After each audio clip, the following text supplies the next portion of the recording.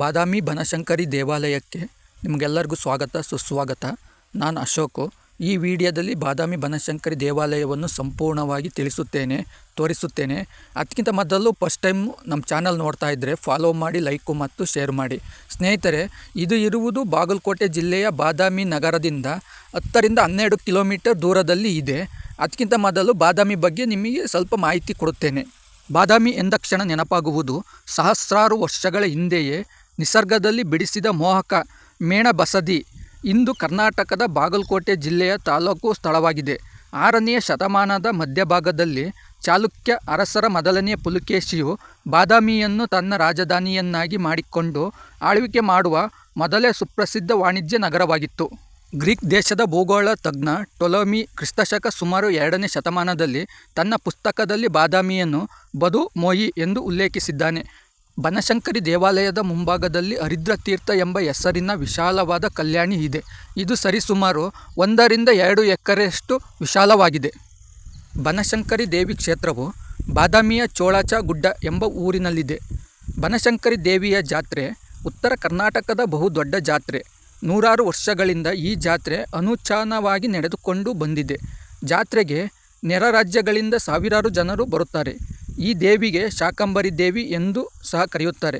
ಇದರ ಮೊದಲ ಪೀಠ ಉತ್ತರ ಪ್ರದೇಶದ ಸಹರನ್ಪುರ ಜಿಲ್ಲೆಯಲ್ಲಿದೆ. ಜೊತೆಗೆ ದೇಶದಲ್ಲಿರುವ ಶಕ್ತಿ ದೇವತೆಯ ಪ್ರಮುಖ ಪೀಠಗಳಲ್ಲಿ ಬನಶಂಕರಿ ಕ್ಷೇತ್ರವು ಒಂದು.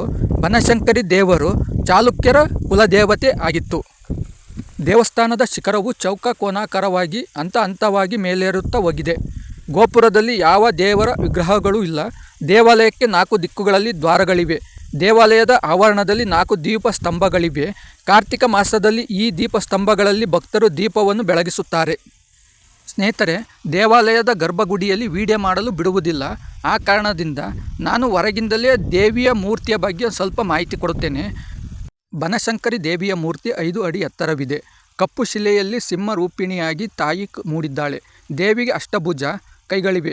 ಬಲಗೈಯಲ್ಲಿ ಖಡ್ಗ, ಗಂಟೆ, ತ್ರಿಶೂಲ ಮತ್ತು ಲಿಪ್ತಿ ಹಾಗೂ ಎಡಗೈಯಲ್ಲಿ ಡಮರುರ, ಡಾಲ, ರುಂಡ ಮತ್ತು ಅಮೃತ ಪಾತ್ರೆಗಳಿವೆ. ಈ ದೇವಿ ತ್ರಿನೇತ್ರ. ಬನಶಂಕರಿಯನ್ನು ಮಹಾಕಾಳಿ, ಮಹಾಲಕ್ಷ್ಮಿ ಮತ್ತು ಮಹಾಸರಸ್ವತಿ ಎಂತಲೂ ಕರೆಯುತ್ತಾರೆ.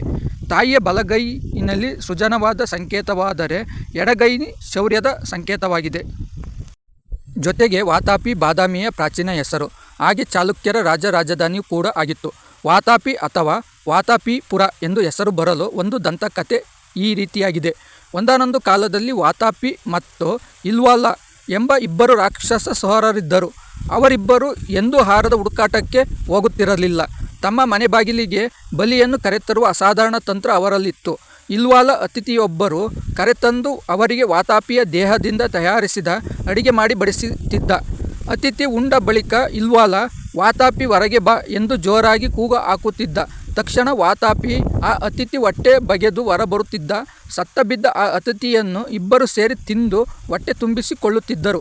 ಅವರ ದಿನಚರಿ ಹೀಗಿರುವಾಗ ಒಮ್ಮೆ ಅಗಸ್ತ್ಯ ಮುನಿಯು ಅತಿಥಿಯಾಗಿ ಬಂದರು. ಅಗಸ್ತ್ಯರು ತಮ್ಮ ಊಟವಾದ ತಕ್ಷಣ ವಾತಾಪಿ ಜೀರ್ಣೋಭವ ಎಂದು ಹೇಳಿ ಜೋರಾಗಿ ತೇಗಿದರು. ಆ ಮೂಲಕ ವಾತಾಪಿ ತನ್ನ ಅಣ್ಣನಿಂದಲೇ ಸಾವಿಗೀಡಾದ. ಅವರಿಬ್ಬರು ಇದು ಊರಿಗೆ ವಾತಾಪಿ ಬಾದಾಮಿ ಎಂಬ ಹೆಸರು ಬಂತು. ದೇವಸ್ಥಾನದ ಆವರಣದ ಪಕ್ಕದಲ್ಲಿ ಮತ್ತೊಂದು ಶಿವಲಿಂಗ ಇರುವ ದೇವಸ್ಥಾನ ಇದು ಸ್ನೇಹಿತರೆ. ಇದು ಪಕ್ಕದಲ್ಲೇ ಇದೆ. ಜೊತೆಗೆ ಸ್ನೇಹಿತರೆ, ಇವರಿಬ್ಬರು ಅಲ್ಲಿನ ದೇವಿಯ ಮೂರ್ತಿ, ದೇವಸ್ಥಾನದ ಚಿತ್ರಕಲೆ ಪ್ರತಿಯೊಂದು ಹೇಗಿರುತ್ತೋ ಆ ರೀತಿ ಬಿಡಿಸಿಕೊಡುತ್ತಾರೆ ನಿಮಗೆ. ಅದಕ್ಕೆ ದುಡ್ಡನ್ನು ತೆಗೆದುಕೊಳ್ಳುತ್ತಾರೆ.